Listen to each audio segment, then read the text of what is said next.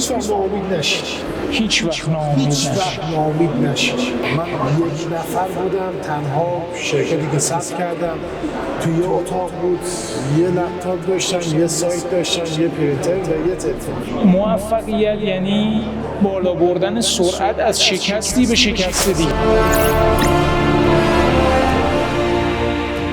بسم الله الرحمن الرحیم. بنده حامد خورشیدی هستم، مدیر عامل هلدینگ تجاری سفیران. طبق قول‌هایی که در سالهای گذشته به تمامی عزیزان در کشور داده بودیم، مسیر صنعت نمایشگاهی رو به لطف خداوند و لطف دوستان می‌خوایم ببریم به سمت این که با کارآفرینان برجسته و کسایی که صاحب نظر هستند در صنایع مختلف مصاحبه هایی داشته باشیم و هدفمون از این مصاحبه ایجاد رونق کسب و کار و ایجاد انگیزه برای عزیزانی هست که دوست دارن یک مسیر بیزینسی رو به صورت موفق طی بکنن.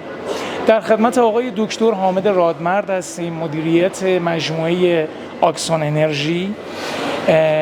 انشالله که بتونیم توی این بازی زمانی که در خدمتشون هستیم، البته خیلی کوتاه، مسیر زندگیشون رو بررسی بکنیم، چالش هاشون رو ببینیم و بدونیم که توی مسیر کسب و کارشون به چه سمتی رفتن. آقای ارادتمندی، سلامت باشه، قربان شما. لطفاً خودتون رو در مرحله اول معرفی بفرمایید و اینکه چند سال سابقه کار دارین و از اهدافتون هم برامون بگید. بله، به نام خدا. بنده حامد رادمرد هستم، دکترای انرژی تجدیدپذیر، مدیر عامل و مؤسس شرکت اکسون انرژی سامیا هستم. بنده در سال 92 شرکت اکسون رو به ثبت رسوندم و در حوزه انرژی تجدیدپذیر مشغول به فعالیت شدم. البته خدمتتون عارضم که خب سال 90 92 یا 90 تا 93 و 4 هیچ خبری از بحث انرژی تجدیدپذیر نبود. یعنی تازه داشت یه سری مصوبه هایی داشت به تصویب میرسید که خب من چون دانش آموخته رشته انرژی تجدیدپذیر بودم و به این شغل علاقه داشتم، وارد این قسمت شد. بهتون بگم که خدمت عارضم، ما از سال 92 که شروع کردیم و به هر حال هیچ اطلاعاتی خیلی ها نداشتن.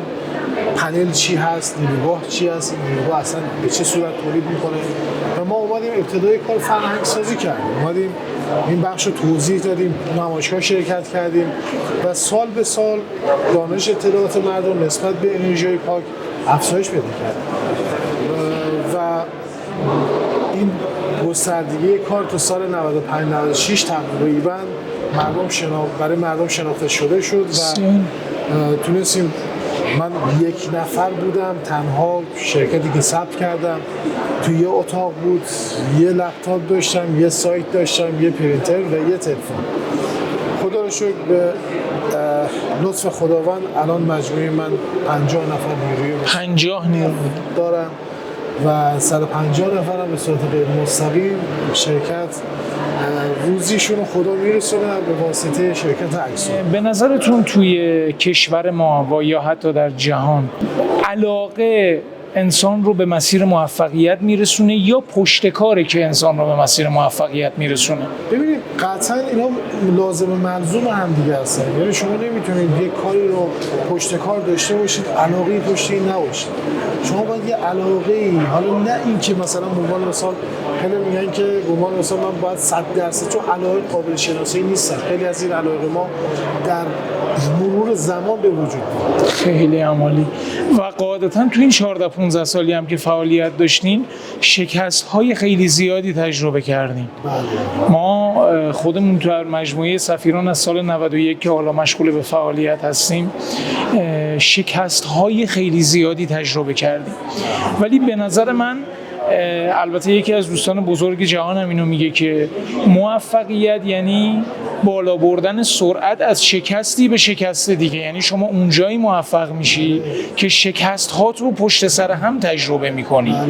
و سوالی که ازت دارم، در زمانی که شکست میخوردین چه جوری دوباره بلند میشدین و فعالیت میکردین؟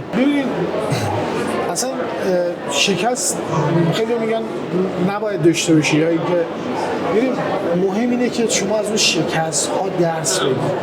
و در نهایت برای بیننده های ما حامد جان، اگر در یک جمله بخوای یک مسیری رو بگی که همه اگر 20 سال آینده شما رو دیدن این جمله امروز شما رو لمس بکنن، هم در زندگی شما هم در زندگی خودشون، اون یک جمله برامون چیه؟